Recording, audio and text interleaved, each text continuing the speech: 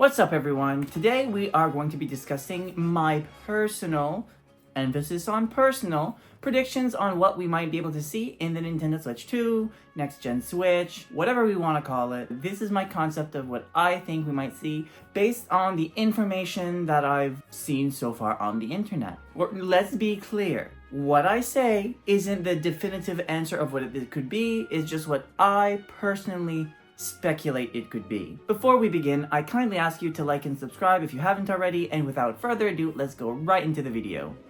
If you clicked on this video, you most likely already know what the Switch is, but I'll explain to you in just one sentence in the odd chance you might not already know what it is. The Nintendo Switch has a hybrid design, allowing gamers to seamlessly switch between handheld mode and TV mode.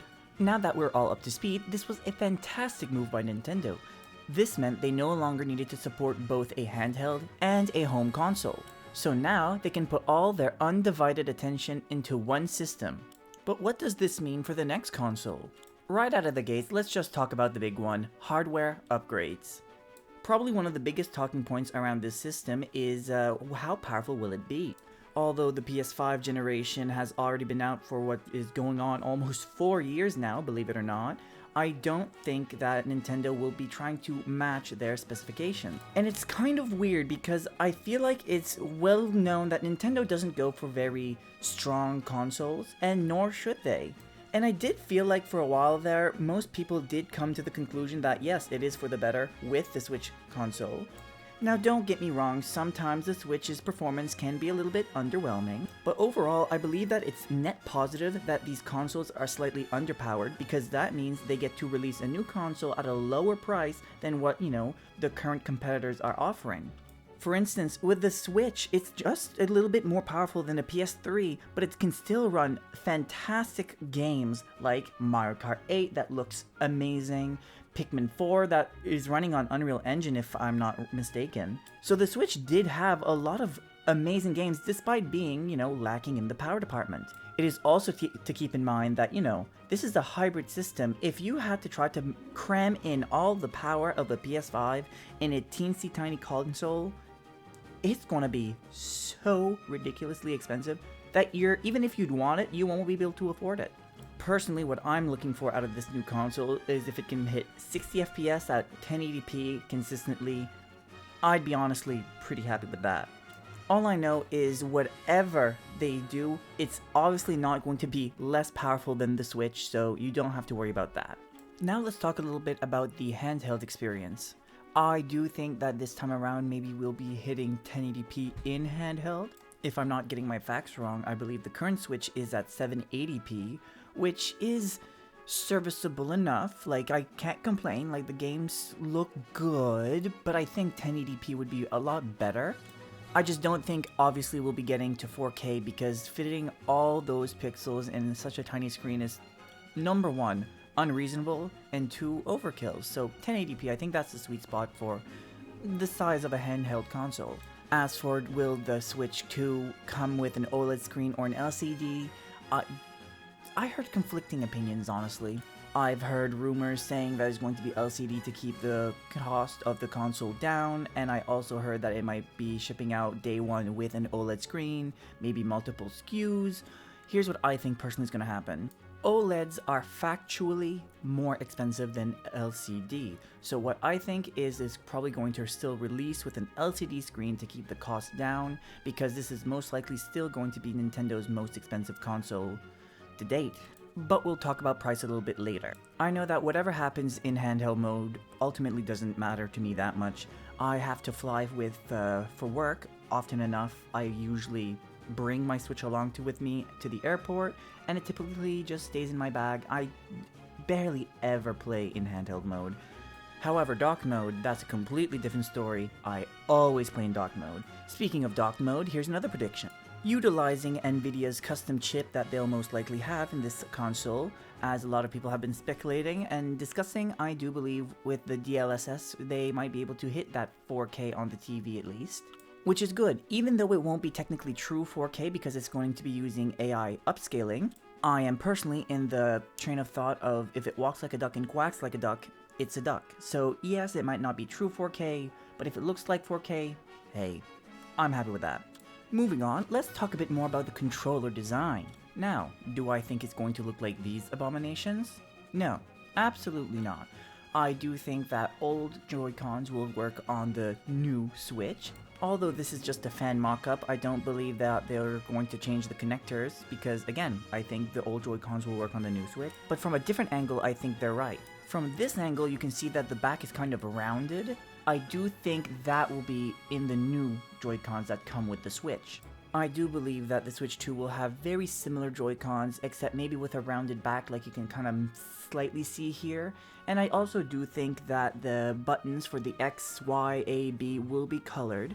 I just kind of have a hard time believing that there's going to be many innovations in the Joy-Con department. I think they just want to make the Joy-Cons look just different enough that if somebody were to bring this out in public, people will be able to tell that the person that has this console clearly is not playing the OG Switch. The next upgrade I believe we can see with the new hardware is online features and connectivity. I don't personally think this is a controversial opinion, but I think that it's safe to say the servers aren't the greatest. You can get disconnected from games pretty often and it's kind of discouraging because the games are fun. You can't play them online and it just drives me nuts. Another thing I believe Nintendo can improve on their online features is the party chats. With the Switch you can do that. You can go in the Nintendo Switch Online app and for certain games you can chat with your friends. I know a lot of people have been saying that Nintendo would never do this, but I don't necessarily think that's accurate because if they never wanted to do it, they wouldn't have done it with the app either. Now here's why I believe we might see it in the next console. As I mentioned before, the Switch was kind of underwhelming in the power department. It was only, like I mentioned, as strong as the PS3, a little bit stronger actually, and I do know that the PS3 already had the party chat as well, so it's not technically an excuse. But the Nintendo Switch always had to maximize its power, I guess you could say, in order to run the games properly. It's also worth mentioning that during the release era of the Switch, Nintendo was really pushing their mobile market games. So in that sense, it also kind of made sense for them to make this app separate because one, you could conserve the Switch's power to make sure that all the power is going into the game itself, and also you get to promote that, you're in the mobile market now. And of course, with Nintendo, it's always a lot of kids that play these games, so there's always that layer of, ooh, will the kids be safe and all that stuff. Even if it's something as simple as you can only talk to people you have friend codes for, there's ways around it to make sure that everybody's happy, or even parental controls. I don't think it's as big of a deal as people make it out to be. However, if there's one thing I hope they don't bring, it's trophies. I know a lot of people like them, so, if they are there, I won't complain because, like I said, people like them. But I just don't like them at all. Maybe if they just made trophies like, hey, if you make the credits roll, you get the trophy to say, hey, you beat the game. But other than that, I really hope they just skip out on that. Let me know down in the comments, would you like to see a trophy system?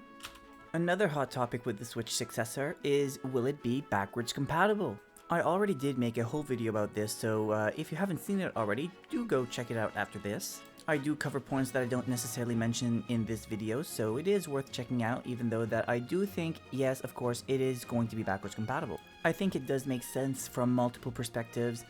Let's say that somebody has been holding off from buying a Switch all these years, but has always really wanted to play these games. Well, if the Switch 2 does, meet their expectations, that means that they can go out and buy it, and that there's a whole library of games that they could go and buy. Typically at consoles releases, there's not many games. Just remember the Switch.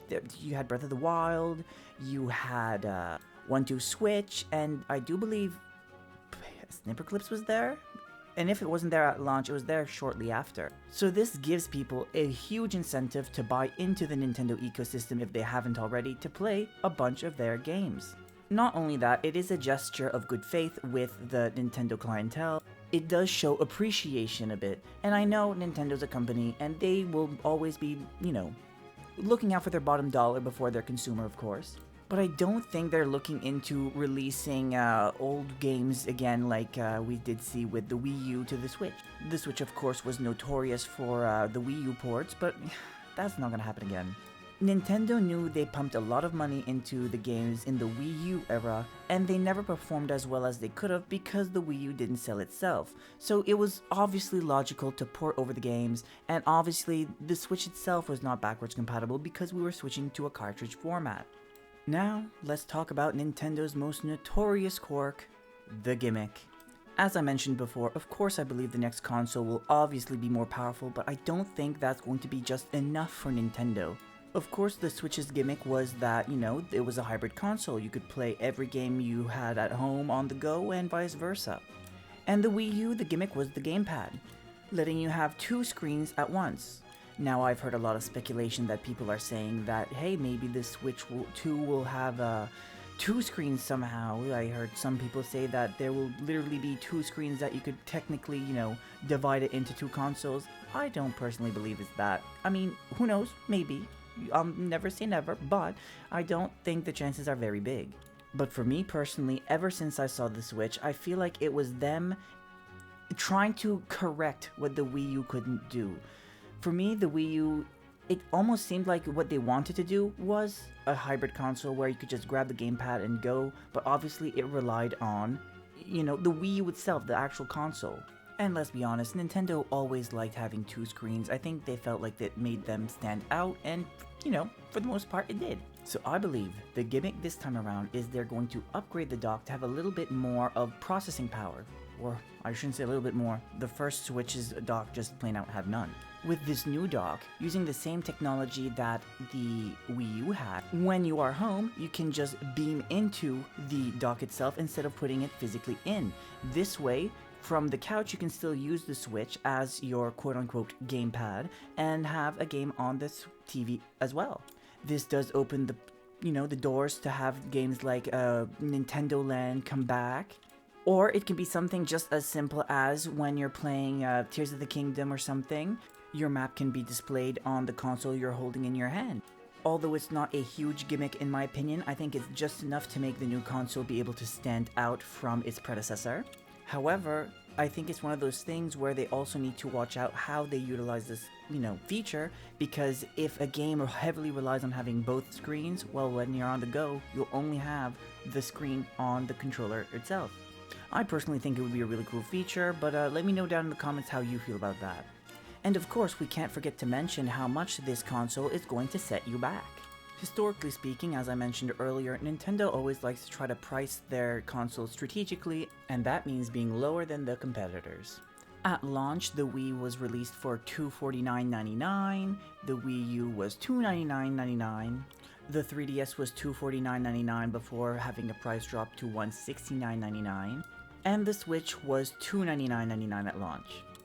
And in the US, it still is. That being said, I do believe that this console will be coming up even higher than both of those due to things like inflation, so either it's going to be $350 or $400. I don't think they're going to go all the way to $450, but I do think that's kind of what we should be bracing ourselves for. But yeah, with all that being said, that's what I personally speculate we could potentially see in the next console, but now it's up to you. Let me know in the comments what you think we might be able to see in the next console. If you did make it all the way to the end of this video, I would greatly appreciate it if you would like and subscribe. And if you'd like to watch more, try checking out this video.